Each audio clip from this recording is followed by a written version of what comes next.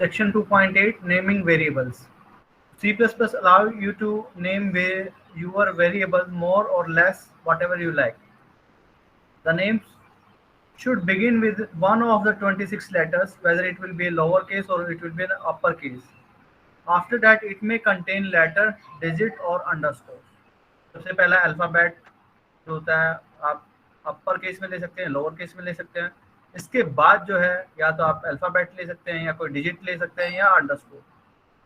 तो only 3 variables are allowed. एक तो आपके अल्फ़ाबेट्स हो गए, दूसरा डिजिट्स हो गए और तीसरा है अंडरस्कोर। केवल 3 ये जो हैं 3 चीज़ें इनका आप यूज़ कर सकते हैं टू डिफाइन ए और to declare a variable. For example if your variable are named center X, यानी कि अगर कोई सर्कल तो वो हमें डिनोट करना है एक्स को वाई, तो इसके लिए हम एक वेरिएबल हम बनाना चाहते हैं ताकि जो सेकंड पर्सन है वो उसको भी समझ में आ जाए कि हम ये वेरिएबल जो है ये किसके लिए लिखा हमने।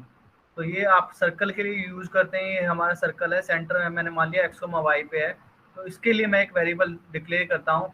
उसका स्टार्टिंग जो नाम है सी से स्टार्ट होता है, उसके बाद में आपने लिखा है सेंटर पूरा पूरा CENTER, और एक वर्ड डिफाइन होने के बाद अल्फ़ाबेट के बाद आप या तो डिजिट यूज़ कर सकते हैं या अल्फ़ाबेट्स यूज़ कर सकते हैं उसके, या अंडरस्कोर यूज़ कर सकते हैं। फिर उसके बाद इसने यूज़ किया अंडरस्कोर, फिर दोबारा से कैरेक्टर डिफाइन किया एक्स, तो ये आपका है center of X. Similarly we can define CENTER underscore Y, तो ये आपका वेरिएबल हो गया। रेडियस आपको define, so you can write a variable RADIUS, so these are the variables. Variable declare करते हैं आप, तो कुछ वेल डिफाइंड जो है हमारे पास C++ में कुछ कीवर्ड्स होते हैं, उनको आप यूज़ नहीं कर सकते हैं। फॉर एग्जांपल जो आपके जो स्टैंडर्ड कीवर्ड्स हैं लाइक इंटीजर, ये आपका स्टैंड होता है integer data type, short SHORT, long long long, तो ये जो आपके कीवर्ड होते हैं ये आपके प्रिजर्व्ड होते हैं C++ के लिए। You can not use these keywords for the variable. So there are some obvious restriction on your choice of names. You cannot use a C++ keyword as a variable name. तो जो keywords होते हैं आपके C++ जो keywords हैं उनको आप as a variable name treat नहीं कर सकते हैं। So you can not name your variable if, जो आपका जो ये जो कंडीशन होती है इफ कंडीशन होती है, जिन्होंने पढ़ा है उनको पता होगा, नहीं पढ़ा है वो अभी सीखेंगे आगे।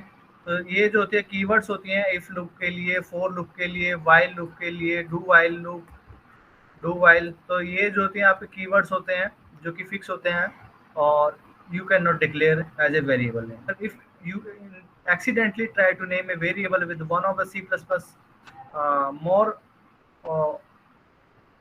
keywords, then the compiler will complain. तो आपका जो compiler है वो आपको complain करेगा कि you cannot declare these variable because these are the C++ keywords. Keyword by chance आपको नहीं पता है और आपने टाइप कर दिया long volatile, so it will give an error, ये आपको कंपाइल करेगा तो ये यहाँ पे वार्निंग देगा, वार्निंग आएगी declaration does not declare anything, क्योंकि ये आपका जो है कीवर्ड्स है तो कीवर्ड्स को आप डिक्लेयर नहीं कर सकते हैं as a variable data type. अगर आप एक प्रोग्राम बनाते हैं तो आप एक स्टाइल जो है एक मेंटेन रखेंगे ताकि वो विजुअलाइजेशन के लिए अच्छा दिखे। I prefer to name variables beginning with the lower case letter. ये कहता है कि मैं जो प्रीफर करता हूँ वो जो वेरिएबल को अगर मैं डिक्लेयर करता हूँ तो उसका जो पहला लेटर होता है वो मैं स्मॉल अल्फ़ाबेट लेटर लूँगा, लोअर केस लेटर से स्टार्ट करते हैं। Later when you create your own type I name these beginning with the upper case letter. Multi word letters either can use the underscore. अगर एक से ज़्यादा words हैं तो आप उनको कंबाइन कर सकते हैं by using the underscore keywords और space can not be use. तो लेफ्ट एंड पॉइंट आप स्पेस नहीं दे सकते हैं किसी भी वेरिएबल के लिए। ये आपका वेरिएबल है, you want to declare it as a variable, तो लेफ्ट एंड पॉइंट, तो और आपको पूरा पूरा डिफाइन करना है तो लेफ्ट एंड वेरिएबल। अगर आपने स्पेस दे दिया बीच में तो वो आपका एरर है, तो आप कंबाइन करने के लिए अंडरस्कोर का यूज कर सकते हैं। जैसे यहाँ पे लिखा है left underscore and underscore point, ये भी आप यूज कर सकते हैं। Right and point, these are the variable names you can define। geometric underscore mean, upper bound, so you can declare these types of variables whatever you want to declare। this is also a variable you can declare in upper letters। यहाँ पे हमने क्या किया है, lower case letter use किए हैं, upper case use किए हैं और अंडरस्कोर का यूज किया है और यहाँ पे अभी तक मैंने डिजिट यूज नहीं की है, यहाँ पे केवल लेटर्स और अंडरस्कोर यूज किया है। मैं लेटर्स भी डिजिट भी मैं यूज कर सकता हूँ, जैसे मैं लिखता हूँ EX एग्जाम्पल 1 डॉट, मैं लिखता हूँ डेसिमल के लिए एग्जाम एक्सरसाइज 1 डेसिमल, जो भी अगर आप लिखना है क्वेश्चन 1। तो नेक्स्ट है आपकी exercise 2.9, question number 2.1, consider the following programme. ये हमने प्रोग्राम लिखा है यहाँ पे, hash include iostream using name space STD integer main body start हो गई है, एक्स हमने एक वेरिएबल डिक्लेयर किया है फ्लोट डेटा टाइप का, वाई हमने डिक्लेयर किया इंटीजर डेटा टाइप का, जेड हमने डबल डेटा टाइप का एक वेरिएबल डिक्लेयर किया है। उसके बाद एक्स की वैल्यू हमने दी है 3.5, के बाद हमने लिखा y इक्वल टू एक्स। तो लेफ्ट हैंड साइड में जो भी वैल्यू होती है वो आपकी, सॉरी राइट हैंड साइड में जो वैल्यू होती है वो लेफ्ट हैंड साइड के जो वेरिएबल है उसमें स्टोर होती है। बट y जो है आपका इंटीजर डेटा टाइप का है और आप जो है वैल्यू देना चाह रहे हैं 3.5, तो ये 3.5 नहीं लेगा क्योंकि y जो है इंटीजर डेटा टाइप का है।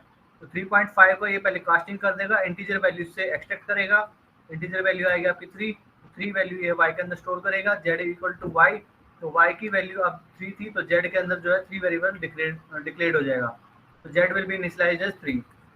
Now c out z, z की वैल्यू जो होगी वो आउटपुट होगी आपकी 3 वैल्यू जो है शो करेगा on the computer screen.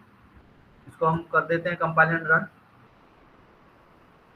so you can see this is 3। question number 2.2, what is the output of the following program?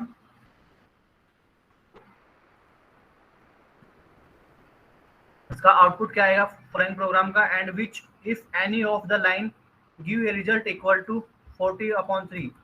कहता है कि कौन सी लाइन जो है प्रोग्राम की वो ये वैल्यू देगी।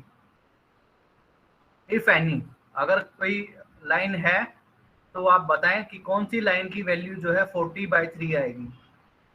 तो सबसे पहली जो लाइन है वो आपकी है hash include iostream using name space STD, फिर main body of the program start, हमने लिखा सी आउट कमांड। तो ये पहले जो कमांड है वो है 4 डिवाइडिंग बाय 3 मल्टीप्लाइंग बाय 10, तो व्हाट ब्रैकेट के अंदर लिखा है पहले उसको सोल्व करेगा। अब 4 जो है आपका इंटीजर डेटा टाइप है, 3 इंटीजर डेटा टाइप है। अब 2 इंटीजर डेटा टाइप इसको आप डिवाइड करते हैं तो it will be again an integer data type, तो 4 डिवाइडिंग बाय 3 1, क्योंकि इन 1 वैल्यू, और फिर उसके बाद हम मल्टीप्लाई करेंगे 10 से, तो it gives me the value 10। जो पहली लाइन का आंसर आएगा वो आएगा 10, तो it give me the 10 value. Next जो लाइन है कमांड है अब वो है 4 इंटू 10 डिवाइडिंग बाय 3, तो पहले इसकी वैल्यू अब कितनी आएगी, 16 होगी, तो इसकी वैल्यू कितनी आएगी 10 इंटीजर है, ये भी इंटीजर है, डिवाइड करेंगे वो भी आपका इंटीजर आएगा, what will be the value 3 आएगी। तो फिर उसके बाद मल्टीप्लाई होगा 4 से, तो व्हाट विल द वैल्यू 12 आएगी, तो वैल्यू आएगी यहाँ पे 12। उसके बाद जो है नेक्स्ट कमांड है, नेक्स्ट कमांड में क्या है, नेक्स्ट कमांड हमने लिखी है 4 इंटू 10 एंड डिवाइडिंग बाय 3। तो पहले आपकी जो कमांड होती है ब्रैकेट सोल्व करता है, ब्रैकेट सोल्व होगी तो यहाँ पे वैल्यू कितनी आएगी ब्रैकेट के अंदर 40। What will be the value 40 dividing by 3, अब दोनों इंटीजर हैं, so it will show me the 13। तो नेक्स्ट कमांड है वो है आपकी 4 डिवाइडिंग बाय 3, उसको मल्टीप्लाई करते हैं हम 10 डॉट से, तो इसकी वैल्यू कितनी आएगी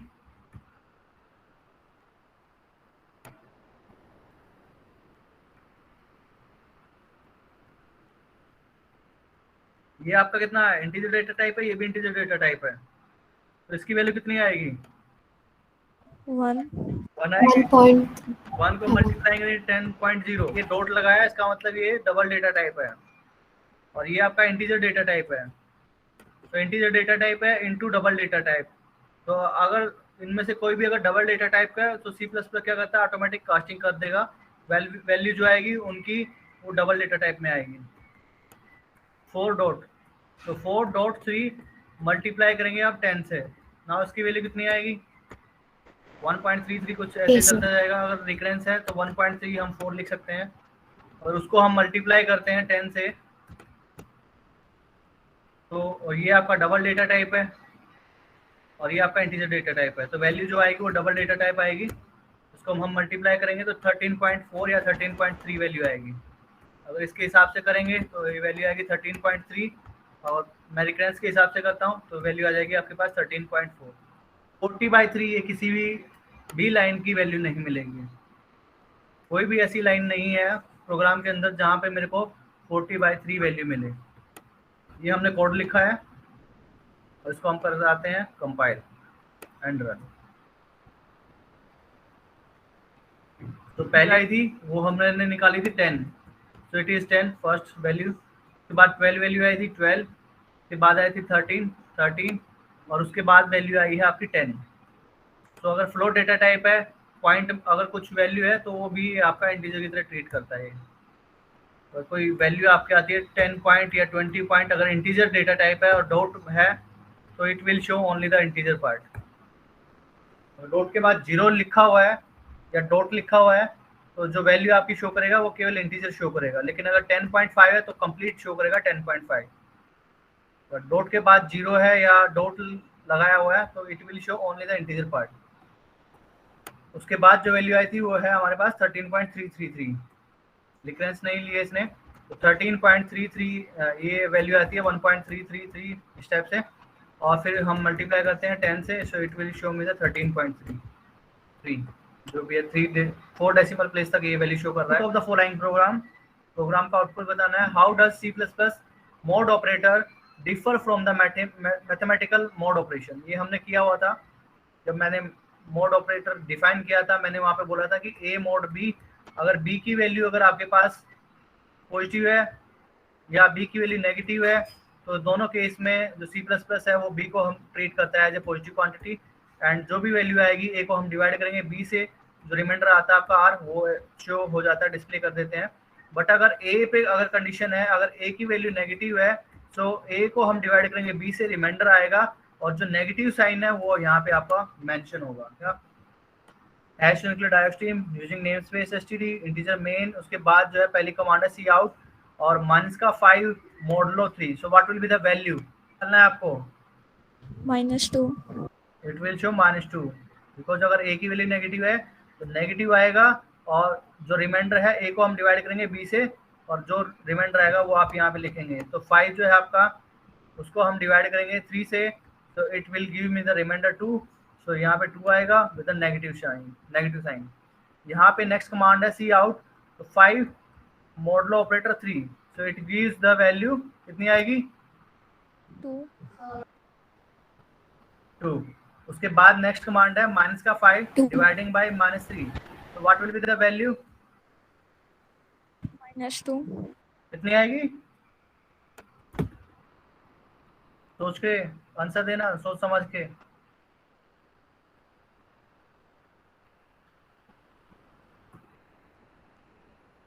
बी को मैंने क्या बोला था, बी अगर नेगेटिव है तो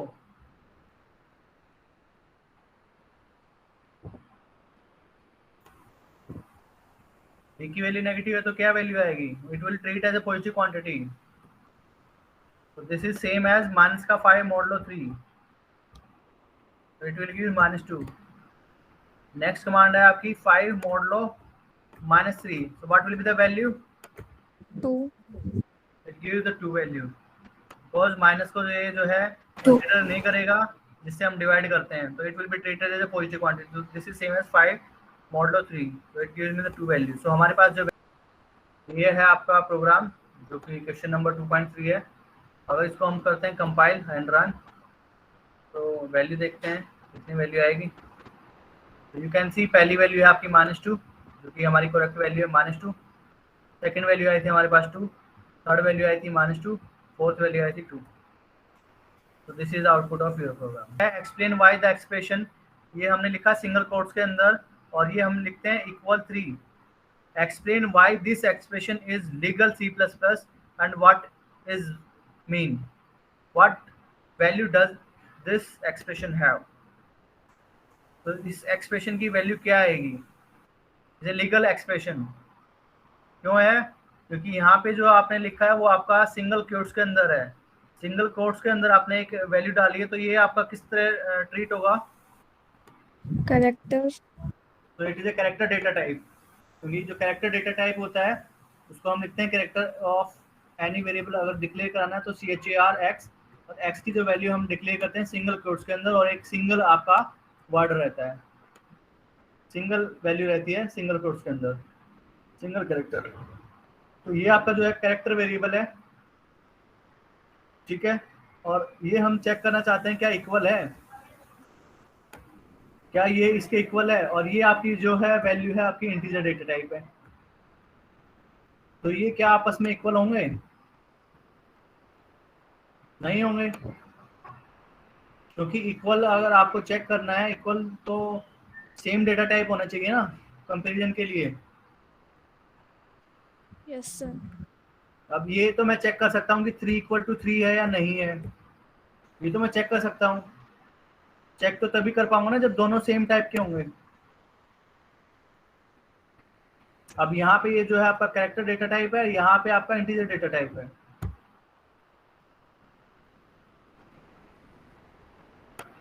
ये सोचना क्या ऐसा हम कर सकते हैं।